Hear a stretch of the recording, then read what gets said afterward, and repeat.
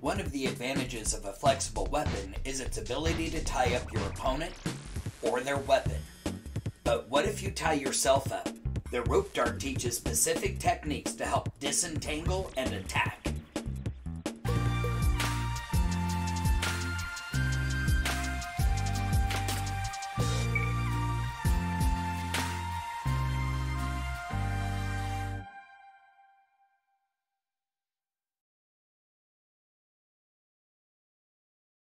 Historically, the monkey fist was used by sailors to grapple obstacles on shore and anchor their boats. Here, a similar technique is being used, with the foot being an obstacle for the monkey fist. In this case, the momentum of the meteor hammer wraps the rope around the foot and hooks over the instep. For higher targets, throw the meteor hammer in an upward arc so that it wraps back over the top of the rope. Notice how Jeremy lowers the rope to make sure it goes over the top.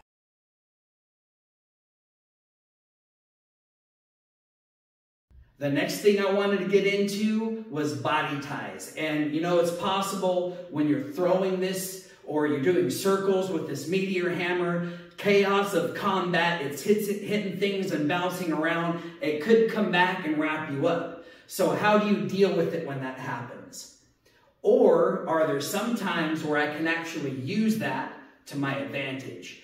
This first one I wanted to talk about is just a leg tie, a simple little leg tie, and I like to use this while the rope is dangling just in front of me, right about hip level. It's actually even resting just lightly on the floor. And what I do is I take my foot from the outside and wrap it around, and I want to get this rope across the top of my toes. I don't want to try to get too up here with it. It's going to be hard to flick. But then at this point, I'm just throwing a snap kick and I'm flicking my foot forward, and that's going to make the throw happen. So it starts from here and then I go flick. And there's that throw. From the side, I can even do it from here. Here's one place I really like to do it. It's landed out here. I'll draw the rope in once. I'll draw the rope in twice. As it gets close to me, I wrap my foot and I throw it. Another cool leg throw you'll see me do in the demonstration that I did involves me wrapping it around my one leg, but then I end up throwing it with my other foot. The way this works is I start with a downward inside circle. I'm going to put my leg through, let this wrap around once, and catch it as it comes by. And you'll see that automatically puts it in this downward circle again. From here, I'm going to take my opposite foot, put it behind my leg, and try to catch it on the instep. In this case, it wrapped all the way around my foot. You don't want that because it'll get tied up. When I do this smoothly, you'll notice that after I catch it behind my foot, I'm going to take it around my leg and throw it so it ends up coming from between my legs. So I'll start with this downward circle, catch it from behind, and throw it. I'll show you what that looks like from the side. Downward circle, pass it under the leg, catch it with the foot, and throw it. If you really want to challenge yourself, try to tie together all those foot and leg techniques. I would start from here with the meteor hammer at rest. And I start with this wrapping the foot and then kick it. Then I'll kick it straight. I'll kick it behind me. Pass it under the leg, throw it one more time. And then you can repeat that as many times as you need.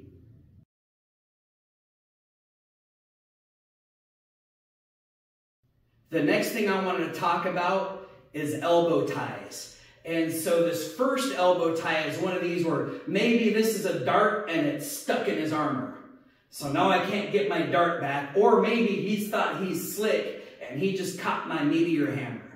So instead of fighting a tug-of-war with him, as he pulls, what I'm trying to do is I'm going to bring this elbow around. I'm trying to take up the slack. Then I'm going to step through. This elbow is going to come under and around. And then I step through. This elbow comes under around. Now from here, I can get my side kick, boom, and knock him right back from there. But then if I need to untie myself, it's just straightening my arms and I'm loose from my rope. Another really cool elbow throw is a technique called Warlord Takes Off Coat.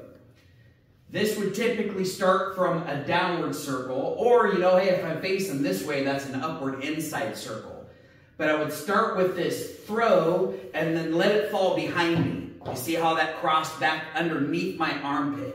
So when I did that, I actually had to lift my arm so it didn't touch, and that would have been just perfectly right behind my back, leaving this arm free. But now when that passes behind me, I gotta keep that momentum so that the rope goes up again. I'm gonna catch it on my left elbow. So what it would look like is from this throw, catch it on this elbow. And you'll see that as I lifted my elbow, that gave the rope momentum going behind me again. So then I just catch it on the other elbow and do my throw. Really hard to do slowly, but I'm going to do that a little faster. I'm going to face this other direction so you can see what's happening behind me. So I would start with the throw, elbow, elbow, throw again. I want to make sure that that momentum of the hammer I can feel, and I'm going to throw with that momentum using my elbow.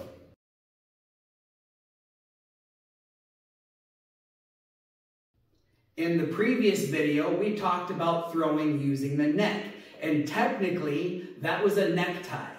But I just wanted to break this down a little bit more. You're going to see this is going to be a combination of circles, figure eights, all using my neck.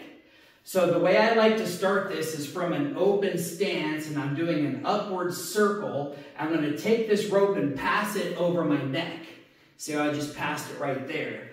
But when I pass it over my neck, this hand's going to come into place to catch it with this finger. And you see, once it caught it with this finger, it started this upward momentum. And at that point, I'm going to be doing a figure eight to bring it over the back of my neck. I'll do it facing the camera. Upward circle, round the neck, catch it with my finger, figure eight, and then throw it.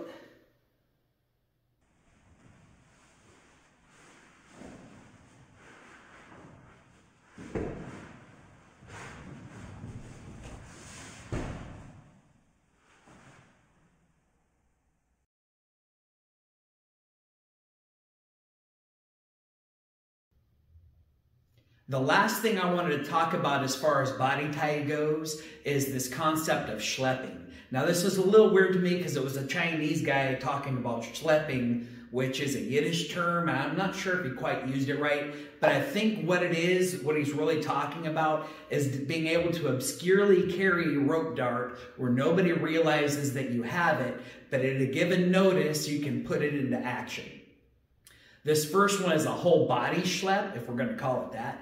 And what I'm doing is I'm taking the rope dart where the dart is over my shoulder, and then the rope is going to go down my back. You'll see when I turn around, here it is behind my back.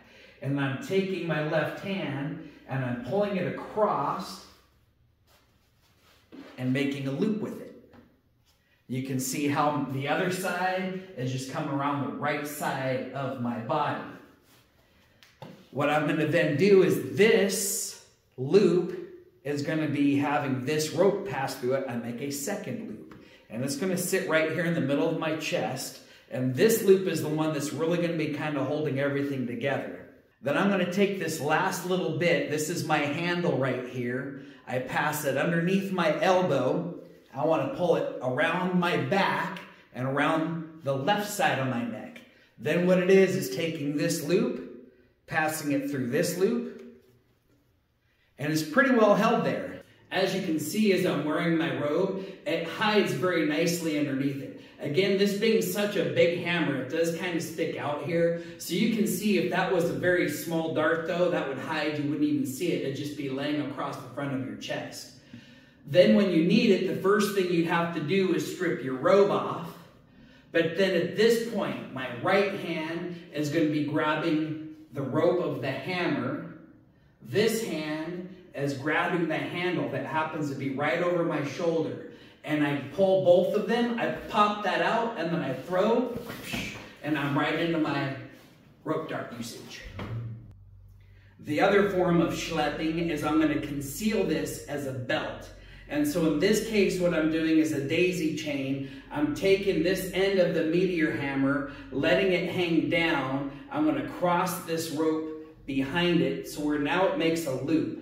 And then all I do is I take this end of the rope, I pull it through that loop, and makes another loop. And then that loop, and I just keep looping it up until I reach the very end. Once you have that all together, what I want you to notice is I have these two loops. This is the loop I was pulling through, but then this loop is the loop of my handle. And so when I do this schlep, I want this on the outside. So I get my two loops together, the ball passes behind me, and then I want to bring these together. I'm going to put it through, without my jacket, put it through the one loop, and then put it through the other loop. As you can see, it sits pretty nicely as a belt, works pretty well for keeping my pants up, but then it's also, my weapon's concealed by this nice fanciful scarf. But when I needed it, all I need to do is just unhook these two loops, and I know my handle is this one on the outside. So my hand is through the handle, and I can catch this loop with my finger. Now I can really use this more like a chain whip. But now if I get this and I need it going longer, I get my circles going, I can do a very powerful throw, and then it unties the whole rope. I have all 11 feet now available to me. As with any skill, it takes practice and proper training to get good at it. So make sure you look for a good school in your area. If you're in Southern Oregon, contact us for our locations and times. Thanks for watching our video. If you enjoyed it, like it, and make sure to share that with a friend. Click the subscribe button and then hit that notification bell so you can catch our next exciting video.